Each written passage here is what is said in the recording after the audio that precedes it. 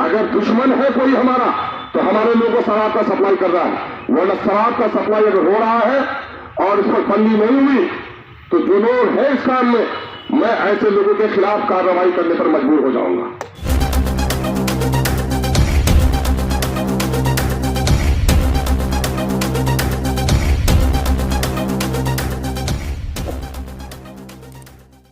कहना चाहता हूं इशारे के नाम में कि भाई यहां रात को बीमार मुर्गे की तरह गर्दन हिलाने वाले काफी लोग हैं।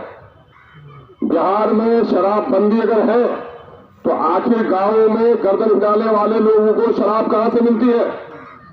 ये शराब का काम जो लोग शराब पीता है वही लोग अपनी बेटी को बेचता है, वही लोग अपने परिवार को बर्बाद करता है।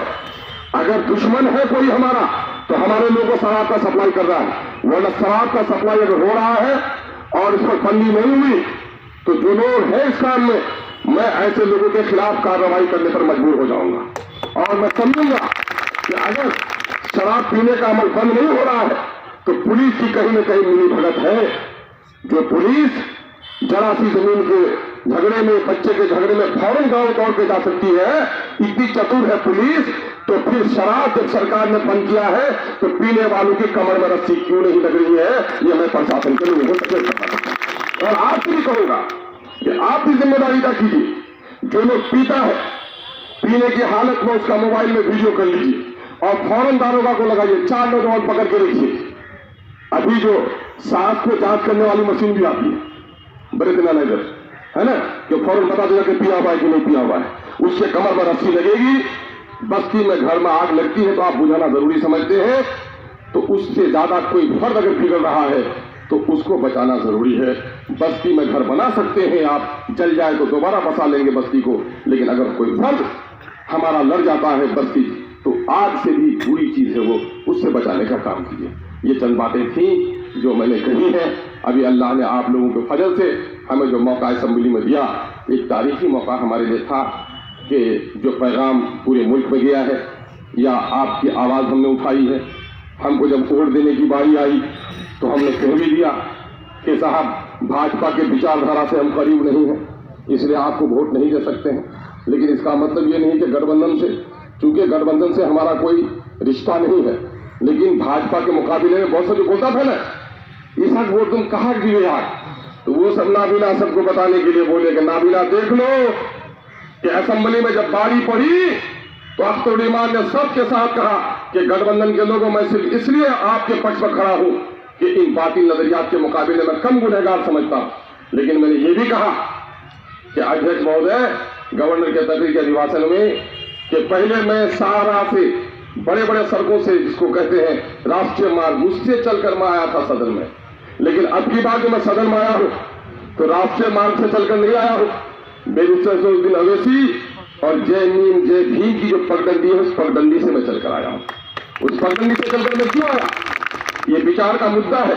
इस पगडंडी से चलकर इसलिए आया कि भाजपा और फासिस्ट लोगों से तो हम दूर रहते ही हैं, इनके साथ नहीं जा सकते। लेकिन जो लोग सेकुलर हैं, तो भाई लोग और जिनको सेकुलर जानते हैं, बहुत लोग आप लोग कहते हैं कि बिल्कुल एकदम गांव के मस्जिद ईदगाह का इमाम भी तय कर देगा, वे लोग मान लेंगे।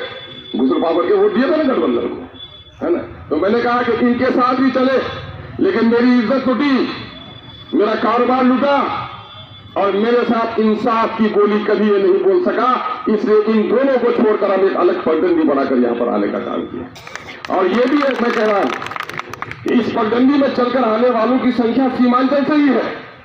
ये भी सोचिए, ये पगडंडी सीमांचल के लोगों ने पहले क्यों बनाई?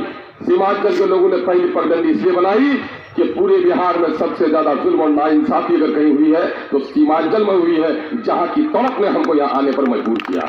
हमने ये बात वहां देखा किया।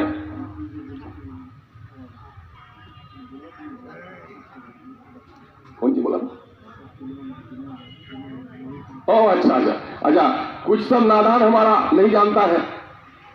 हमने ये कहा जब हाउस डिसऑर्डर होता है तो बाजाप्ता मुख्य से स्पीकर से ऑर्डर लिया जाता है कि सर मैं कुछ बात रखना चाहता हूं। तो मैं खड़ा हुआ तो कुछ सब लोग कहता कि हाँ आप तो सबको भी गिन लीजिए, मजाक बोलता हूँ बहुत लोग, तो उसका सा भाई हाथ में आ गया है, बिना देखे कसा हुआ खड़े थे।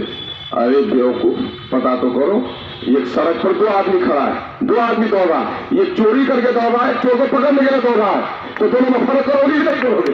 तो उसको अब्बा और पौधा में फर्क नहीं मालूम होता है। तो मेरे हाथ उल्लू का मामला अलग है, वो कहना आप चूंकि मुकर्रम साहब याद दिला दिए, इसलिए हर कस और नाकस के सवाल का जवाब देना जरूरी नहीं है।